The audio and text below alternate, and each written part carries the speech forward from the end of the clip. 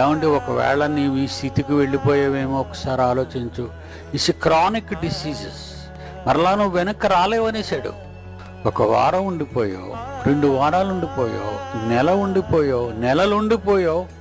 నువ్వు ఉండిపోతున్న ఇంటి దగ్గర కాలంలో సంఘములో దేవుని పనులు జరుగుతున్నాయా?